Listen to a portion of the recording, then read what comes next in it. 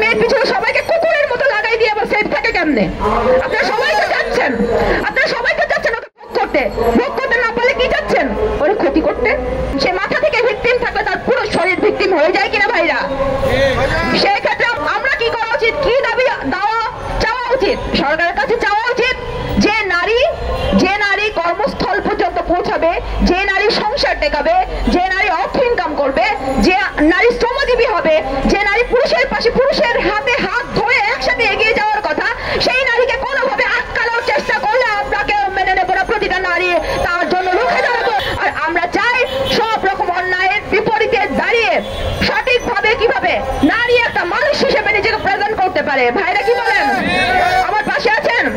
আছে। আজকে মনোরমা মধু আপু একজন মাত্র সিম্বল আমাদের কাছে, কিন্তু হাজারো হাজারো নারী ঘরে বাইরে কাজের ফাঁকে নিয়ম করে ইফতিজ হচ্ছে, ওদেরকে বিভিন্ন ভাবে কন্ট্রোল করার চেষ্টা করা হয়। এই জাতি কি আমরা চেয়েছিলাম? 2015 থেকে 22 সালের ভিতরে আমরা শেখ হাসিনার বিভিন্ন রকম পরিশ্রম করা দেখলাম, এই করেছে সেই করেছে, ওই প্রজেক্ট সেই প্রজেক্ট, কই নারীকে নিয়ে তো একটা সঠিক কাজ দেখলাম না, একটা এনজিও কে দেখলাম না। কোন রকম এই যে রুদ্ধশ্বাস করার যে মানুষগুলো আমাদের পেছনে লেগে থেকে আমাদেরকে লেলিহান ভাবে লাগাই দেওয়া হয়, তাদেরকে কোনোভাবে সঠিকভাবে বিচার করতে কোনো বিচার দেখলাম না। এমন ভাবে দেখলাম যে এই যে দেখেন আমরা কোথায় আছি এখন, পররাষ্ট্র মন্ত্রণালয়ের অফিসের অপোজিটে এখানে আছি। তো এখানকার এই 8 জনকে আমাদের সিলেক্ট করতে হচ্ছে। শেখ হাসিনা কোথায় ছিলেন এতদিন? ওনার কাছে কি বারে এটা প্রশ্ন করা হয় নাই? ওনার কাছে প্রশ্ন করা কি হয় নাই? মঞ্জু মনোরা কি বারবার বিচার চাই নাই? মঞ্জু মনোরা চেয়েছিল বিচার চেয়েছিল, সহযোগিতা চেয়েছিল, বিভিন্ন সংস্থার কাছে দৌড়াদৌড়ি করেছিল। এই মেয়ে পেটে বাবু নিয়ে কত দৌড়াদৌড়ি পরিশ্রম, কোনটা সে করেনি? তার পাশে তার হাজবেন্ড ছিল। আজকে এটাই প্রমাণ যে হাজবেন্ড যেন হাজবেন্ডের মতো থাকে, ভাই যেন ভাইয়ের মতো থাকে। একটা মেয়েকে মেয়ে যদি এগিয়ে দেওয়ার জন্য চেষ্টা করে, তাহলে তারপর সবার আগে সহযোগী হিসেবে তার ভাই, বন্ধু এবং সহযোগীরা থাকবে।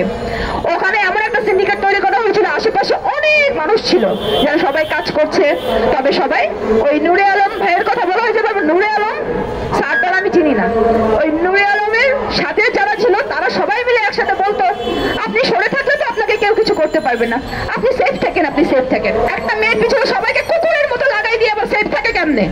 আপনারা সবাই তো যাচ্ছেন, ওকে ভোগ করতে না পারলে কি যাচ্ছেন? ওর ক্ষতি করতে। ওর ক্ষতিটা কোন জায়গায়? ওর মাথা নষ্ট করে দিতে পারলে তো আপনারা বেঁচে যান। আর যতবারও বিচার চাই, যতবারও চাই যে ওই যে প্রেসক্রিপশন নিয়ে এসে আগায়, তখন বলা হয় এটা মিথ্যা, তুমি প্রেগনেন্ট হওনি, তুমি তো মাথায় সমস্যা, পাগল হয়ে গেছে, তুমি পাগল হয়ে গেছো। এইভাবে একটা মেয়েকে, ভালো মানুষকে পাগল বলে সেও পাগলামি করবে যে আমি পাগল নই বলার জন্য। তো ধন্যবাদ। আরো কথা হবে, আমাদের ভাইরা আছেন, আমরা সাথে আছি আপনাদের, আর আপনারা আমাদের সাথে থাকবেন। আমরা যে প্রতিবাদটুকু করছি সে প্রতিবাদের পাশে থাকলে আমরা খুশি হব।